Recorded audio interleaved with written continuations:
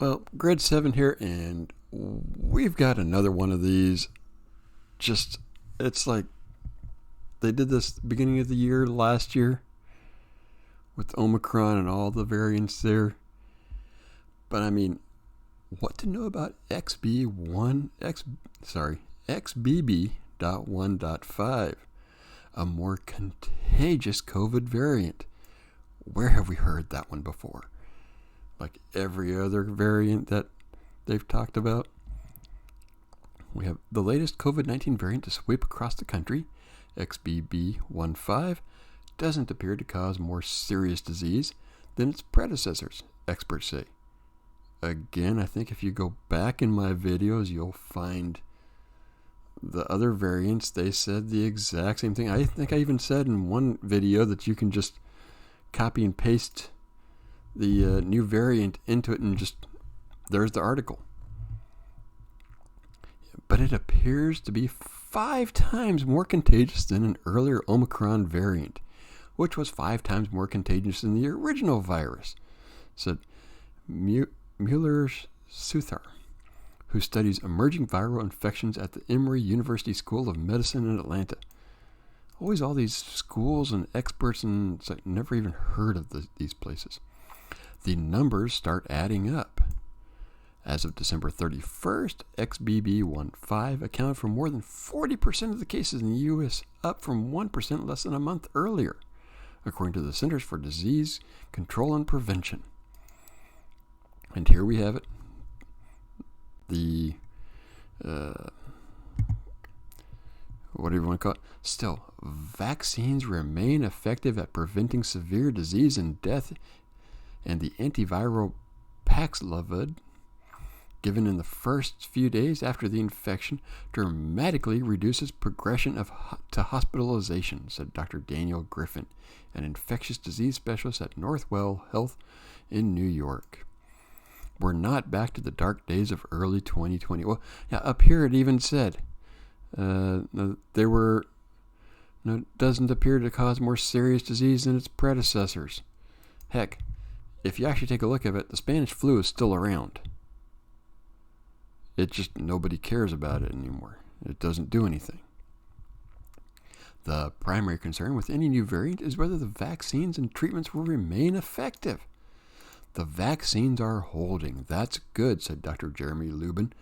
This is the third person that they've now used? An expert on viruses at the University of Massachusetts Chan Medical School.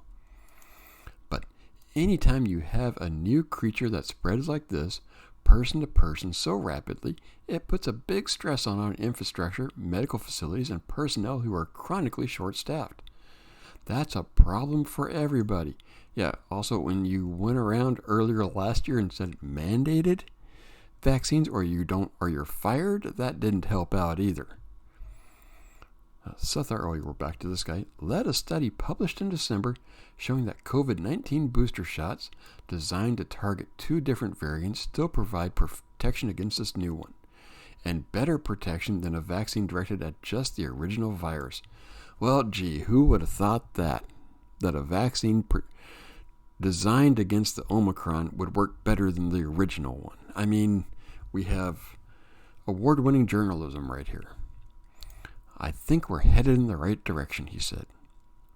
Unfortunately, as has been true for the last year with Omicron and its subvariants, including this one, the vaccines aren't as good as preventing infection and mild disease.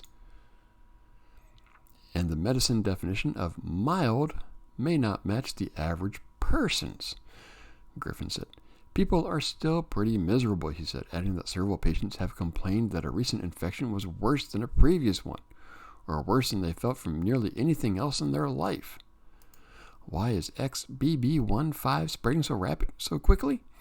The new variant is spreading fast, LeBron said, for one of 3 reasons, or more likely a combination. And here, recent holiday gatherings and travel exposed more people and fewer people wearing masks. Right there is one of them. We cannot have people traveling around without masks. We've got to... No, right there is more control, that they want their control back. This variant may be better at transmitting from person to person. it appears to bind even more tightly than earlier variants to the body's ACE2 receptors. It seems to be more resistant than earlier variants to the immune system's antibodies. If this is the case, then really the vaccines don't work as well, because this is the whole point of the vaccine.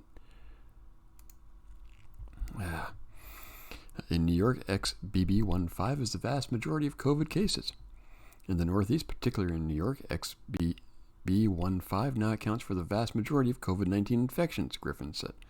At Northwell Health, which serves New York City, Worcestershire, and Long Island, hospitalizations for COVID-19 are rising, but still just half the level of this time last year. As of Tuesday, there were 783 patients hospitalized at Northwell with COVID-19, with 10% in intensive care, up from 545 cases a month ago and 467 cases as of November 3rd. What to know about new COVID variant XBB.1.5? Accounts for more than 40% of U.S. cases, appears to be 5 times more. Yeah, all this type of stuff they did. No, that was probably an ad. Why new variants pose a threat? As of early December, XBB and its subvariant made up fewer than 5% of cases, while variants BQ1 and BQ11 accounted for more than 60%. They now make up 45%. The big concern is that a future variant might be more dangerous. Now, this is their hook right here.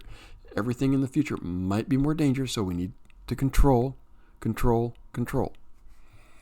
Anytime the virus spreads so fast and replicates so much, could it change in some way that will affect the pandemic? Well, of course. No. The thing is that they always push it to worse.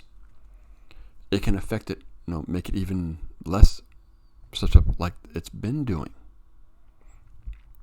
We can't predict these things, but yet, generally speaking, they do say as it goes on, generally saying it might get more infectious and less deadly, which is what we've seen. But they can't let go of this control that they have. Even now, while vaccines and antivirals still work against them, monoclonal antibodies do not. They were helpful earlier in the pandemic in preventing high-risk people from ending up at the hospital, or even getting infected at all.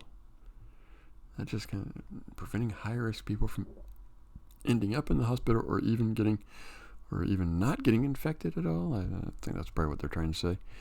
People whose immune systems need help, they're just out of luck now. Lubin and others remain concerned about the ongoing spread of COVID-19 in China.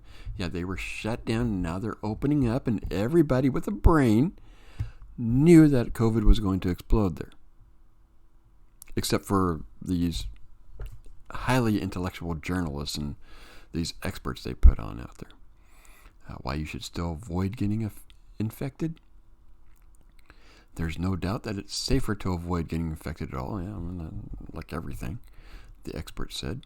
Suther, Griffin, and Lubin support vaccination with at least 3 doses, and all 3 say they still mask when in public, indoor spaces. And this is one that's going to be kind of interesting as we go forward. The places that are not doing this versus the places that are heavily doing this. Will there be a difference? Will one weather these new cases better? The "it's okay if I get infected" attitude is the most viable. Every infection after the vaccination or previous infection increases the risk for long COVID, potentially debilitating symptoms that can linger for months or longer. But yet, even with the vaccine versus non-vaccine, they say over the course of a lifetime, all that's really going to do is keep you from getting it maybe one less time. And